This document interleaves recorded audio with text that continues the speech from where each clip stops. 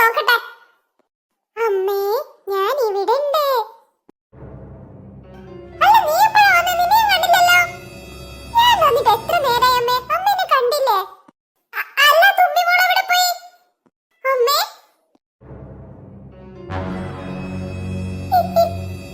ഇതെവിടെ പോയി?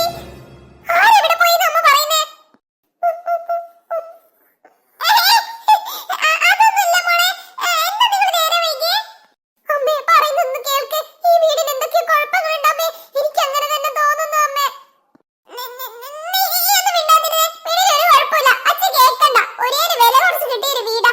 രണ്ടാളും അകത്ത് പോയി ചായ കുടിക്കാൻ എടുത്ത് വെച്ചിട്ടുണ്ട്. പറയേണ്ടത് ഞാൻ പറഞ്ഞു. ഇനി അനുഭവിക്കുമ്പോ അമ്മ പഠിച്ചോളും.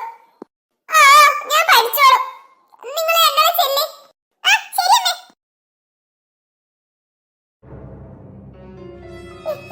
എന്നാലും ആരായിരിക്കും അത്? മക്കളെ, വന്നേ. ഇതാ നിങ്ങൾക്ക് ഇഷ്ടപ്പെട്ട എല്ലാം അമ്മ ഉണ്ടാക്കി വെച്ചിട്ടുണ്ട്. ആ, ദാ അമ്മ വരുന്നു.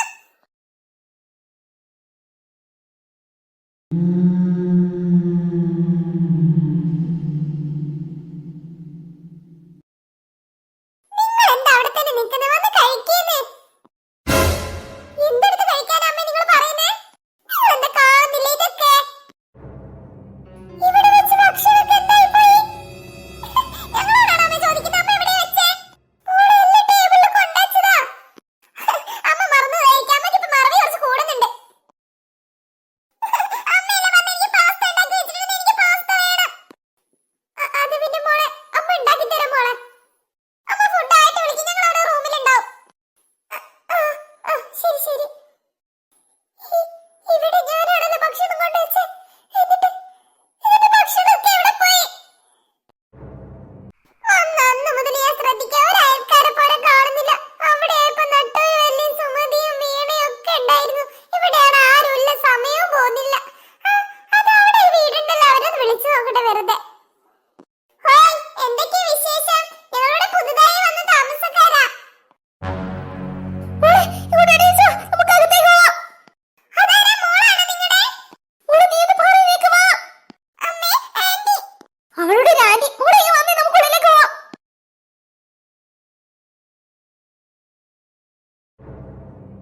എന്താ പറ്റി? പറഞ്ഞിട്ട് പോ. ഹലോ. എന്റെ ദൈവമേ, എനിക്കൊന്നും മനസ്സിലാവുന്നില്ലല്ലോ. എന്താ ഇവിടെ നടക്കുന്നേ?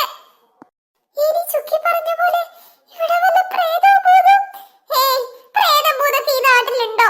ഓരോ അന്ധവിശ്വാസങ്ങളെന്നല്ലാതെ എന്താ പറയാ? അങ്ങനെയൊന്നും ഉണ്ടാവില്ല. എന്നാൽ അവരെന്തായിരിക്കും എന്നെ കണ്ടപ്പോ ഓടിയത്? ഇപ്പോഴല്ലേ കാര്യം മനസ്സിലായേ? ഞങ്ങൾക്ക് ഇത്ര വലിയ വീടുണ്ടായിരുന്നു. കുശുമ്പായിരിക്കും ഇവിടെയുള്ളവർക്ക്. ഞാൻ വിചാരിച്ചു അവിടെയുള്ളവർക്ക് മാത്രം കുശുമ്പുള്ളൂ. ഇവിടെയുള്ളവർക്കൊന്നും ഉണ്ടെന്ന് മനസ്സിലാക്കി തന്ന ദൈവത്തിന് നന്ദി. കുശുമ്പ് കൂടെ കൂടെ. നിങ്ങൾക്ക് ആർക്കും ഇത്ര വലിയ വീട് കിട്ടില്ല, അതും ഇത്ര ചെറിയ വിലക്ക്. അമ്പട കുളസ് ജിഞ്ചിന്നാക്കടി.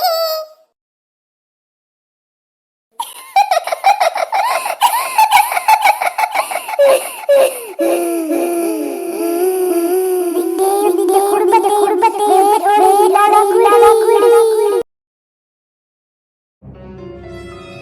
നോക്കിയ മനുഷ്യ, നിങ്ങൾ കിടന്നോ? ആ, ഉറങ്ങിയിട്ടില്ലടി പറ. ഞാൻ പറഞ്ഞ നിങ്ങൾ എന്നെ വല്ലാതെ വഴക്കു പറയും. ഞാനെന്ത് വഴക്ക് പറയാനെ? നീ എന്താന്ന് വെച്ചാ പറ. അത് പിന്നെ ഈ വീട്. ആ, നല്ല വീട്, അടിപൊളി വീട്. നമുക്ക് മുന്നൊന്നും ഇങ്ങനത്തെ എത്ര നല്ല വീട് കിട്ടിയിട്ടില്ലല്ലോ. അത് വില കുറച്ച് നമ്മള് രക്ഷപ്പെട്ടടി. നമ്മളത്ര ഭാഗ്യം ആർക്കും കിട്ടിയിട്ടില്ല ഇതുവരെ. എനിക്ക് അതാ ഇപ്പൊ തോന്നുന്നേ. നമ്മളത്ര ഭാഗ്യം ആർക്കും കിട്ടിയിട്ടില്ല. നമ്മള് പെട്ട് അതന്നെ. വിട്ടെന്ന് നീ എന്താടി പറയുന്നേ? ദേ മനുഷ്യ, പറയുന്ന കാര്യങ്ങളൊന്നും ശരിക്ക് കേൾക്കണം. എന്നോട് ചൂടാവാൻ നിൽക്കരുത്. ഇല്ലടി, നീ എന്താന്ന് വെച്ചാ പറ. അത് പിന്നെ എന്താ നിന്റെ മുഖത്തൊരു സങ്കടം? എന്താന്ന് വെച്ചാ നീ എന്നോട് പറ. ഈ വീട്ടിൽ എന്തോ പ്രേതബാധ ഉണ്ടെന്ന് എനിക്ക് സംശയമുണ്ട്. നീ എന്താടി പറയുന്നത്? അതൊക്കെ നിന്റെ വെറും തോന്നല് മാത്രാ. അതാ പറഞ്ഞത് ഞാൻ നിങ്ങളോട് പറയുന്നില്ലാന്ന്. ദേ ഇങ്ങോട്ട് നോക്ക്. നിനക്കറിയാലോ നമ്മൾ എത്ര കഷ്ടപ്പെട്ടാ ഈ വീടെടുത്തതെന്നും നമ്മളിവിടെ ജീവിക്കുന്നതെന്നും. അപ്പൊ നീ ഇങ്ങനെയൊക്കെ പറഞ്ഞ ആർക്കായാലും വിഷമം വരൂലേ? അങ്ങനെയൊന്നും ഇല്ലടി. നിന്റെ ഓരോ തോന്നലുകളാ വെറുതെ. തോന്നലായിരിക്കില്ലേ? അതേടി മുത്തേ, ഒന്ന് ചിരിച്ചേ.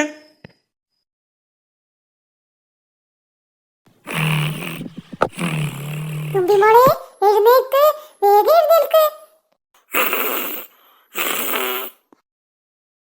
തുമ്പിമോളെ നിനക്ക് വാൽനക്ഷത്രം കാണട്ടെ, ചേച്ചി കാണിച്ചു എഴുന്നേൽക്ക്. തുമ്പിമോളെ വാ, നിനക്കിനി ഒരിക്കലും ഇതുപോലെ കാണാൻ കഴിയില്ല. ഒന്ന് എഴുന്നേൽക്ക് തുമ്പിമോളെ. നീ ചേച്ചിയോട് ഇന്നലെ പറഞ്ഞതല്ലേ നിനക്ക് വാൽനക്ഷത്രം കാണുന്നത്, അതുകൊണ്ട് ചേച്ചി കഷ്ടപ്പെട്ട് നോക്കി നിന്നല്ലേ ഉറക്കൊഴിച്ചിട്ട് നിനക്ക്